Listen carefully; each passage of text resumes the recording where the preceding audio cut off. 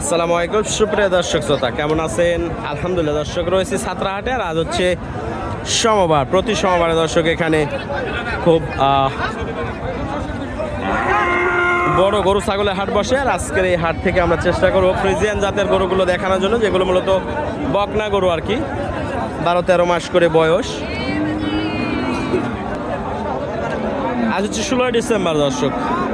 তো ইনশাল্লাহ সুন্দর কোয়ালিটি কিছু বকনা দেখতেছি। অনেকে রিকোয়েস্ট বকনা গরুর দাম দর নিয়ে আলোচনা করার জন্য। তো এখানে আমরা সাইদ ভাইকে দেখছি। আসসালামু আলাইকুম সাইদ ভাই, ভালো ভাই?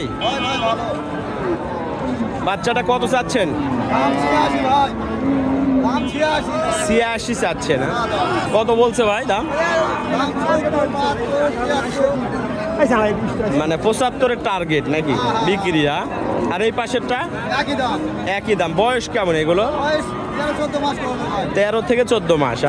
আচ্ছা, 13 থেকে 14 মাস করে বয়স। মোটামুটি হিটে আসতে আরো কয় মাস লাগতে পারে ভাই? 2-4 মাস লাগবে। আচ্ছা ঠিক আছে, ধন্যবাদ আপনাকে।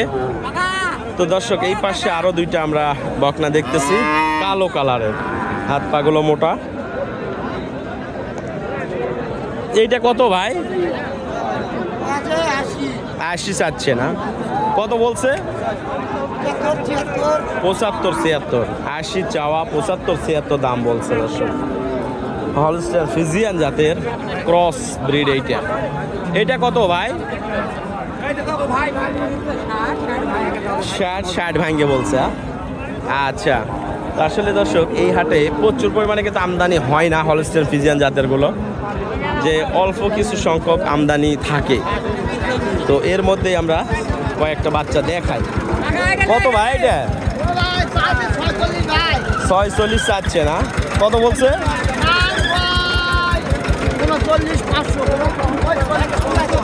40-এর আশেপাশে। এটা ভালো আছেন? কত চাচ্ছেন? কত? 72। হাত পাগুলো বেশ মোটা তাজা। কত বলছে দাম? 60-62। ছাড়বেন কত হইলে? 65 থেকে 66। মাশাআল্লাহ দর্শক, বকনা গরুগুলো দেখছেন। এই পাশে আরো দুইটা বকনা, এগুলো নাই দেখতেছি। এই বড়টা কত ভাই? কত এটা? হ্যাঁ ভালো, 76 চাচ্ছেন। আর কত বলছে ভাই? 62-63-64 পর্যন্ত। আচ্ছা ঠিক আছে, ধন্যবাদ ভাই। এটা কি নেপালি নাকি? কত চাচ্ছেন? 45। মাশাআল্লাহ। বলছে কত? কত বলছে? কত বলছে? 38। এই গরুগুলোর চাহিদা কম।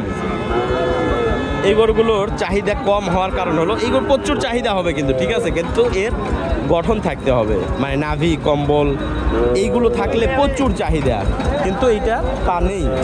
এই কারণে আর কি দাম কম বলতেছে। আমরা দর্শক এই পাশে যে বাচ্চাটা দেখতেছি, সুন্দর কোয়ালিটি মনে হচ্ছে। ভাই বকনাটা কত? এটা 80 চাচ্ছে না? কত বলছে ভাই? 60,000। আচ্ছা, 80 চাওয়া দর্শক, 60,000 দাম বলছে। ফ্রিজিয়ান জাতের ছোট বাচ্চা। এটা কত ভাই? 55 চাচ্ছে না? কত বলছে ভাই এটা?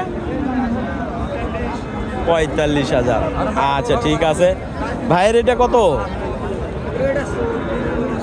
40।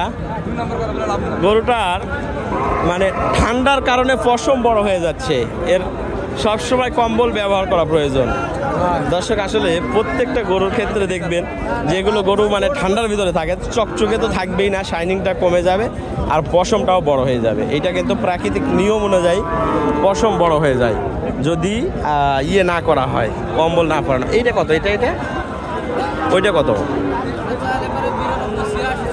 86। আচ্ছা, 92 চাইলে চাওয়া, কিন্তু 86 চাচ্ছে। এই পাশেরটা খুব দাম দর হচ্ছে। দর্শক আমি যেটা বললাম সবসময় চেষ্টা করবেন গরুকে ঠান্ডার সময় একবার কম্বল দিয়ে রাখবেন, ঠিক আছে? গরু শীতের সময় এমনিতেই উস্কো খুস্কো থাকে, আর কম্বল দিয়ে রাখলে গরু আপনি যেটা খাওয়াবেন সেটা শরীরে লাগবে, আর মাছি মশা এগুলোর থেকে বাঁচবে, আর পশমগুলো একবারে চকচকে থাকবে। বাচ্চাটা কিন্তু সুন্দর, দাম দর চলতেছে। কত চাচ্ছেন আর কত কি হয়ে আছে ভাই?